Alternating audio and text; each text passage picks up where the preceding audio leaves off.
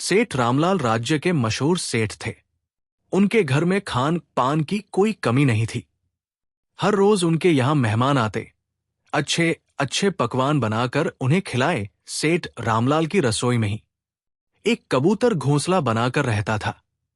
वो बड़ा नेक और सीधा था। सेठ का रसोइया शंभू महाराज उसे बहुत चाहता था। खाना बनाते बनाते वो थोड़ा खाना उसके घोंसलों के पास रख देता और कबूतर चुपचाप उसे चुगकर सैर को निकल जाता। फिर शाम को आकर आराम से सो जाता। इसी प्रकार उसका जीवन आराम और सुख शांति से गुजर रहा था।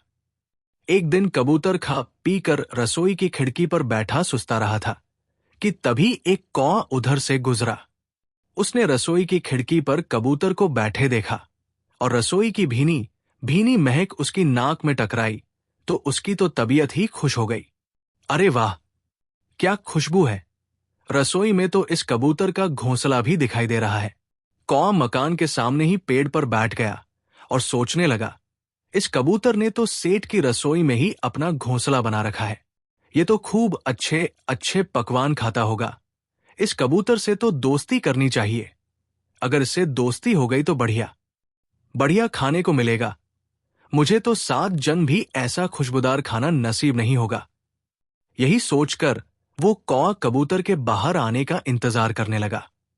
उसकी ललचाई नजरें रसोई के मजेदार खानों पर जमी हुई थी।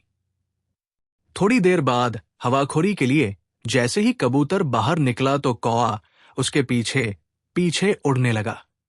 कुछ देर बाद जब कबूतर को एहसास हुआ कि ये कौवा लगातार उसका पीछा कर रहा है तो उसने सोचा कि ये क्यों मेरा पीछा कर रहा है। ये तो बड़ा चालाक किस्म का प्राणी है, इससे तो भगवान बचाए। कौवा लगातार उसका पीछा कर रहा था। आखिर तंग आकर कबूतर ने पूछ ही लिया, अरे भाई, तुम मेरा पीछा क्यों कर रहे हो? उसकी बात सुनकर कौवा हंस पड़ा। फिर बोला, कबूतर भाई, तुम बड़े नेक और गुणवान प्राणी हो।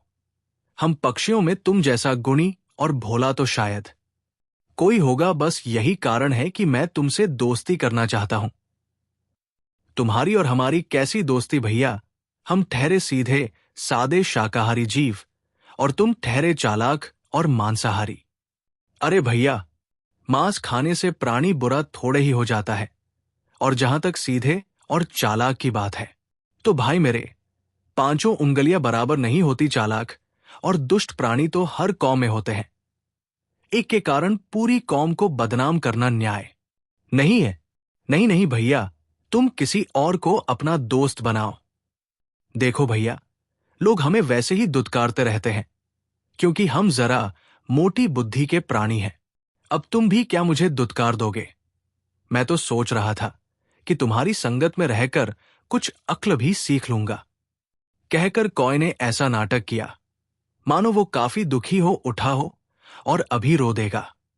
कबूतर को उस पर कुछ दया सी आ गई और तनिक द्रवित होकर वो बोला, लेकिन भाई कौवे, हम एक साथ कैसे रह सकते हैं?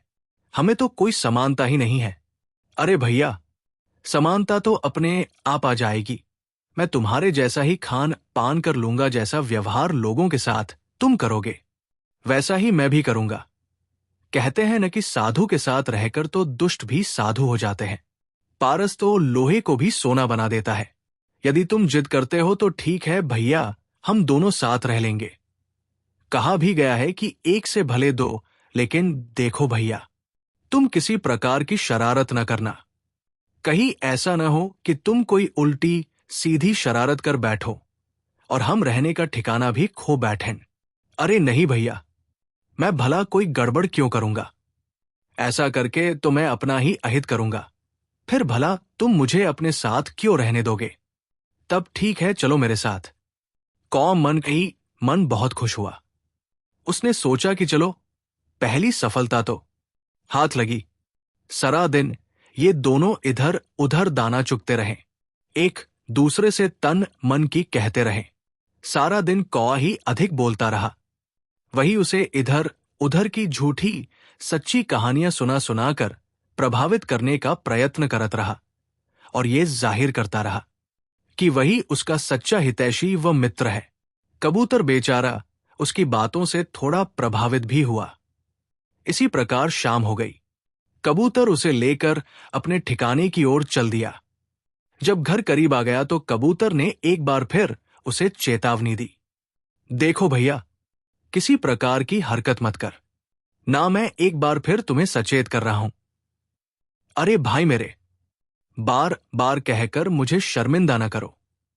मगर हां, कबूतर को जैसे कुछ याद आया। वो बोला, सेठ की जिस रसोई में मैं रहता हूं उसमें तो सिर्फ एक मेरा ही घोंसला है, हम उसमें रहेंगे कैसे? कोई बात नहीं कबूतर भाई, हम आज की रात एक ही घोंसले में गुजारा कर लेंगे। कल मैं जैसे तैसे अपना घोंसला बना लूंगा।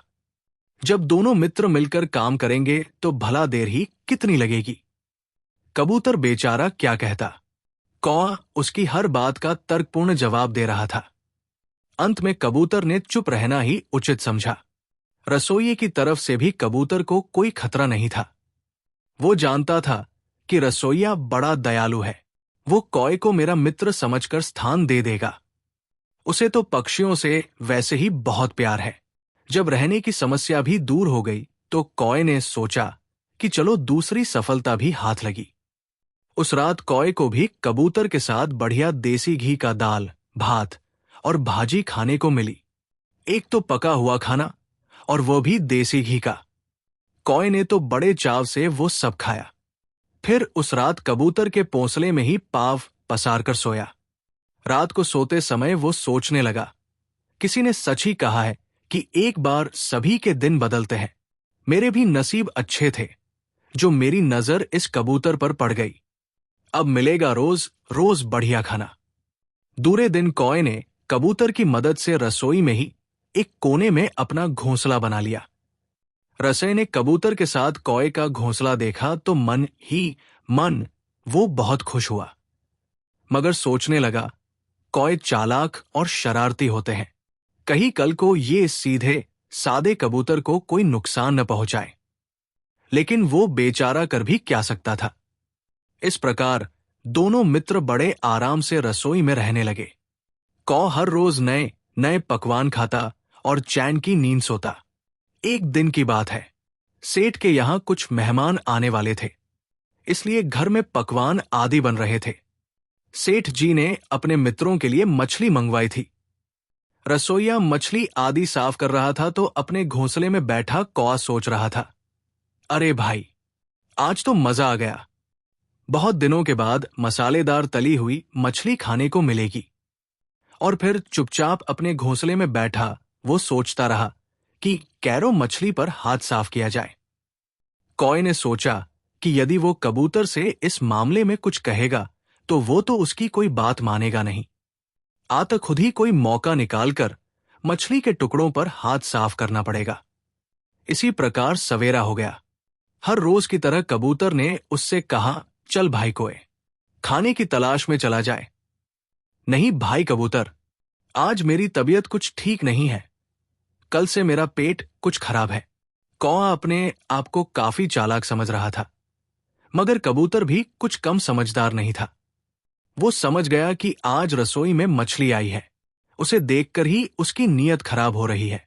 आत वो बोला, देखो भाई कौए, रसोई में कोई हरकत मत करना, किसी भी चीज को न छूना, वरना गड़बड़ हो जाएगी। मेरी बात मानो और मेरे साथ चलो। अरे नहीं भाई, मैं सच कह रहा हूं। तुम ये मत समझो कि मछली को देखकर मेरा मन खराब हो रहा है और मैं बहानेबाजी कर रहा हूं। मैं सच कह रहा हूं कि मेरे पेट में कुछ गड़बड़ है। ठीक है, तब मैं चला जाता हूं, लेकिन जाते जाते फिर एक बार आगाह कर रहा हूं कि यहां कोई गड़बड़ न करना। कहा ना भैया, कोई गड़बड़ नहीं होगी, मेरा विश्वास करो मित्र। कौए ने बार बार उसे भरोसा दिलाया तो कबूतर को भी उसकी बात का विश्वास हो गया कि ये कोई गड़बड़ नहीं करेगा, और वो बेचारा चल दिया अपने खाने की तलाश में। चलो, ये अड़ंगा भी दूर हुआ, इसे क्या मालूम मछली का स्वाद क्या होता। अब खाओ पियो और मौज उड़ाओ। थोड़ी देर बाद ही रसोइया रसोई में आया और मछली काट पीट कर साफ करने लगा। मछली काटकर उसने तली, फिर दूसरी सब्जियां काटकर साफ की। इस सारे काम में ये काफी थक गया था। आत कुछ देर सुस्ताने के लिए बाहर जाकर बैठ गया। शुक्र है ये यहां से टला तो सही, यही बैठा रहता तो मेरा काम कैसे बनता। पहले ही उस कबूतर को मुश्किल से भेजा है। और फिर कौए ने चुपके से टोकरी में से एक मछली का टुकड़ा उठाया और अपने घोंसले में जाकर खाने लगा। कई टुकड़े उसने चुपचाप चुरा चुरा कर खा लिए।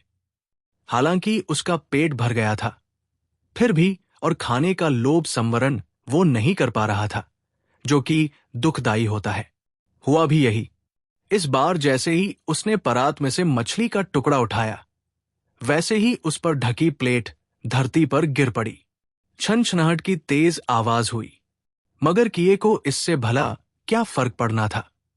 उसने मछली का टुकड़ा लिया और आराम से बैठकर खाने लगा। रसोइया तेजी से अंदर आया कि कहीं कोई बिल्ली रसोई में न घुस आई हो। मगर जैसे ही उसकी नजर मछली खाते कौए पर पड़ी, उसके क्रोध का ठिकाना न रहा।